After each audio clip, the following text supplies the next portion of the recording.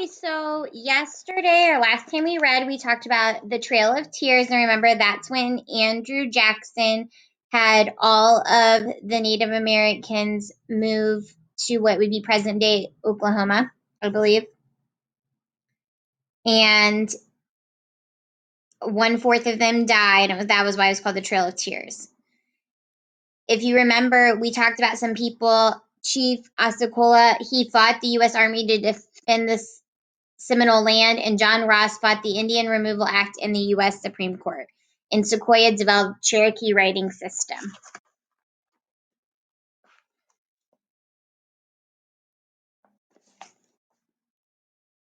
So now we're going to switch pages, and we're going to talk about women and African Americans fight for freedom. But before I do that, I don't want to lie to you. So what state did the Trail of Tears end in? I thought it was Oklahoma. Oklahoma. Okay, perfect.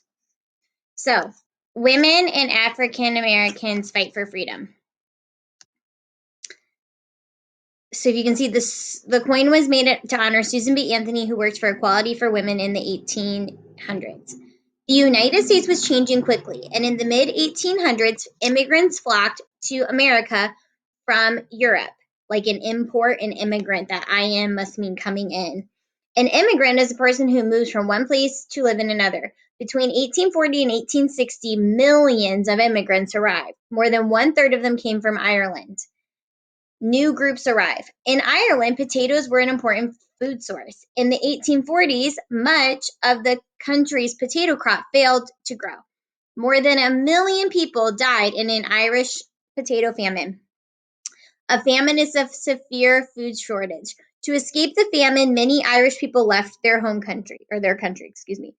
Irish immigrants traveled by ships to East Coast ports such as New York and Boston. So if you go to New York and Boston, Boston is has big Irish celebrations, and part of that reason is a lot of them immigrated there.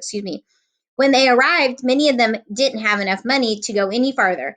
They stayed in the cities taking any jobs they could find. Many Irish women worked as servants. Many Irish men worked in factories or built railroads and canals. So if you look, number of immigrants. In 1820, 1830, there's not very many. Also notice this is a big jump, 0 to 50,000. But by 1840, it starts to peak, starts to get a little higher, and then it peaks in 1850. Look how high that is.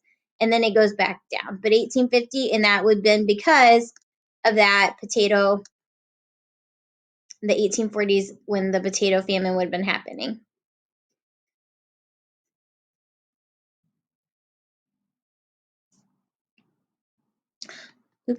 Large numbers of immigrants also came from Germany. A revolution in Germany in 1848 caused many people to leave that country because of its new government. When they arrived in the United States, many Germans traveled to the Midwest, which is why we have a German fest in Fort Wayne that would be a part of it.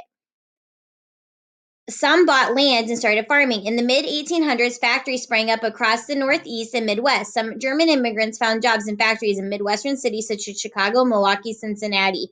Germans and immigrants from other countries provided the labor that helped factories to grow into many cities. It says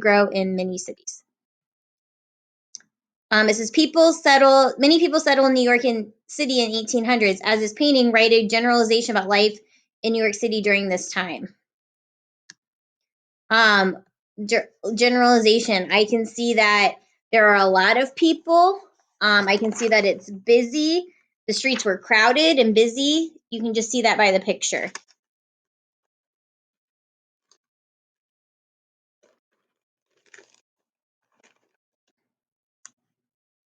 And we've read 2 pages, so I'm going to stop there because the next part kind of starts talking about slavery and women. So I feel like it's a good place to stop. But just to understand, in the 1800s, later 1800s, that's when the immigration started happening, which is why we're called a melting pot, because we have people from all over the United States who live here and speak different languages, and that shapes our heritage and our traditions.